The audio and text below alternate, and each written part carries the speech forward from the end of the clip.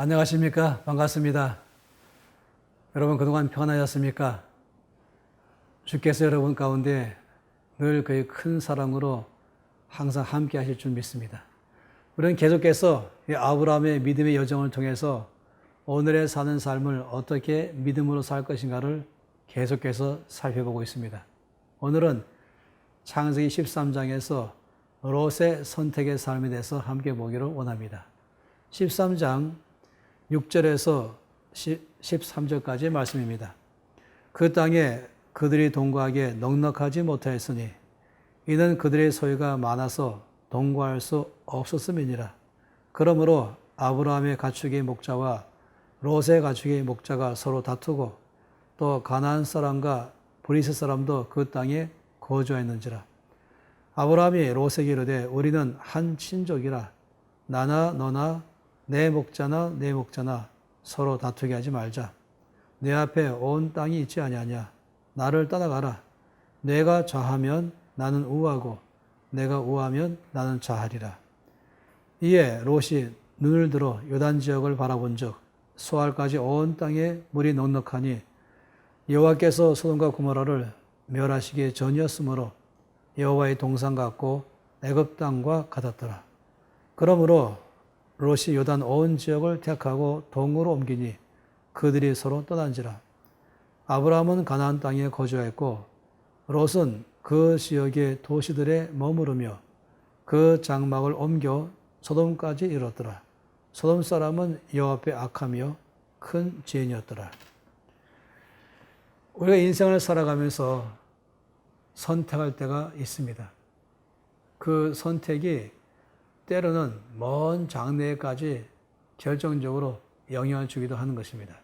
옛날에 우리가 흑백 TV에서 컬러 TV로 바뀔 때에 아주 재미있는 선전 문구가 있었습니다.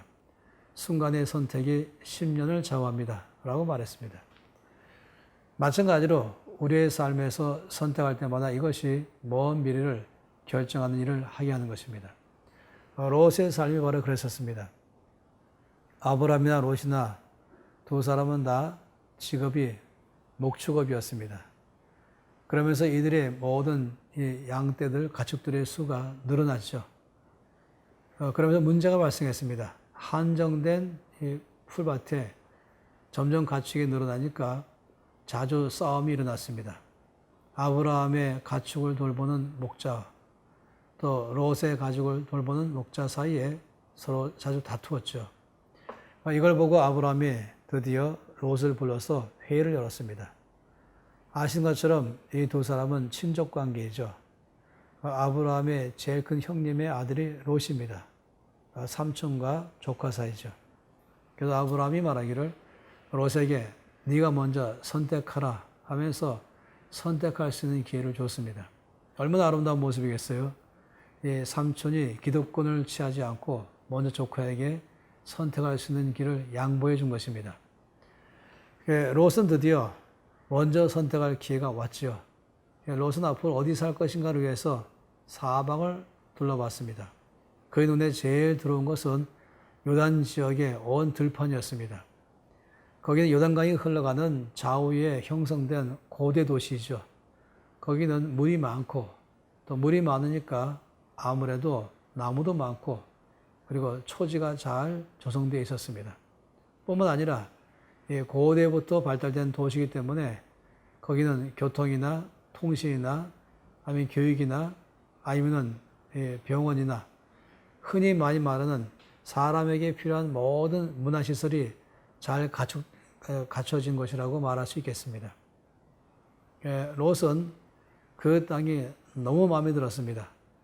그들이 잠시 동안 살았던 애굽의 그 땅을 연상시키는 것이었습니다. 나일강 유역에 있는 이 비옥한 땅처럼 바로 소돔과 고모라가 있는 그 지역은 아주 비옥한 땅처럼 보였죠. 더구나 롯의 눈에는 그것이 바로 에덴 동산처럼 보였다라고 말했습니다. 롯은 그 땅으로 옮겨서 살기로 결정했습니다. 말씀 속에 보니까 하나님께서는 그 땅을 달리 평가하고 계셨습니다.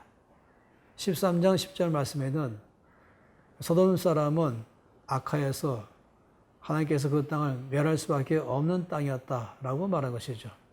13절에는 주께서 그 땅이 지약으로 꽉 찬 땅이었다고 말했습니다. 주님이 바라보신 그 땅은 심판받을 땅, 멸망받을 땅, 지약으로 꽉 차 있는 땅이었다라고 말한 것입니다. 롯의 눈에는 그런 모습이 보이지 않았습니다. 그는 그 땅에 있는 보이는 모습만 그가 선택할 수 있는 기준의 전체를 차지했습니다. 그러나 하나님은 그 땅에 보이지 않는 영역, 도덕적 상태나 또 영적 상태, 그 면을 우리가 보기를 원하는 것입니다. 참으로 안타까운 것은 롯의 그 선택은 아마 당시로는 가장 좋은 선택처럼 보일지 모르지만은 결과적으로 먼 미래에 비참한 결과를 가져오고 말았죠. 왜냐하면 그 소돔과 고모라가 멸망을 당했어요. 더 이상 롯은 그 땅에서 거주할 수가 없어서 옮겨갔습니다. 그러면서 그의 아내를 잃었죠. 그리고 그의 미래는 정말로 말씀 안에서 볼 때에 자랑스러운 그런 가족으로서 자손들이 같다라고 말하지 못하는 것입니다. 한 번의 그 선택이 얼마나 먼 미래까지 결정하는가를 잘 말해주고 있습니다. 우리가 흔히 많이 말하기를 맹모 삼천지교란 말을 쓰지요. 이 맹자의 어머니가 아들을 위해서 3번 이사를 하면서 그의 앞날을 위해서 계획을 세웠다는 걸 말하고 있습니다. 그 맹자의 어머니가 처음에 보니까 이 아들이 매일마다 곡하는 흉내를 내는 것이에요. 왜냐하면 그 근처가 바로 이 무덤들이 많이 있었기 때문이죠. 그래서 이사를 갔어요. 그 다음에 이사한 곳은 하필이면 이 장사를 많이 하는 시장 근처였습니다. 그 아들은 매일마다 장사하는 것만 흉내를 내는 것이에요. 걔 엄마가 다시 또 이사를 했죠. 3번째 간 곳은 이 학교가 있는 곳이었습니다. 그때부터 이 맹자는 공부하는 것에서 집중하게 된 것입니다. 한 가지 그 선택하는 것, 어디서 살 것인가, 무엇을 할 것인가, 또 어떤 삶의 인생관을 가지고 살 것인가, 이런 일들은 정말로 그 순간적 선택일지 모르지만은 그 결과는 멀리까지 영향을 미치게 되는 것입니다. 우리가 이 땅에서 삶을 살아갈 때에 롯처럼 선택 기준을 가지고 살기가 참 쉽습니다. 아마 그런 기준은 요한일서 2장에서 말씀하시기를 이 세상과 세상에 있는 것들이다라고 말씀했습니다. 그것은 육신적이요, 정력적이요, 또 이 세상의 사랑이라고 말했습니다. 이 땅의 자랑거리라고 말했습니다. 사람들은 주로 먹는 데 관심 많이 갖죠. 또 육신의 쾌락에 관심 많이 갖죠.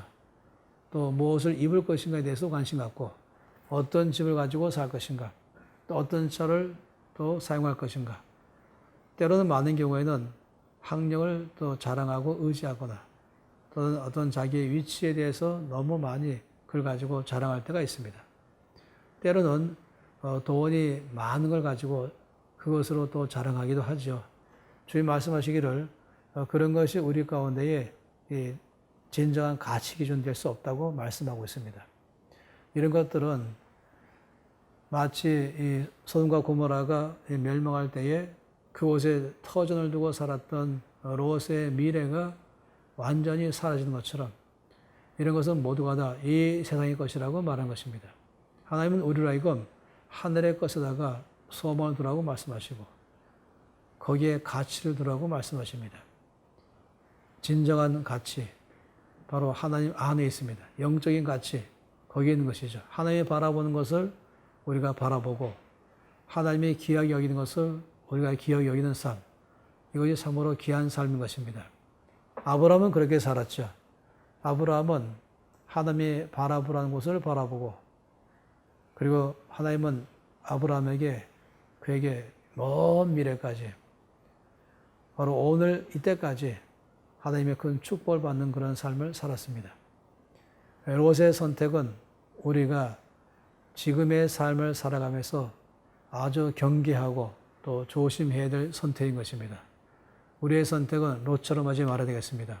우리의 선택은 언제나 하나님의 입장에서 하나님의 관점에서 바라보고 주께서 우리에게 무엇을 하기 원하시는지, 또 주께서 우리 가운데 어떤 삶을 살기 원하는지 여기에 관심 갖고 산다면 하나님은 우리의 미래를 먼 미래까지 축복하며 이끌 것입니다.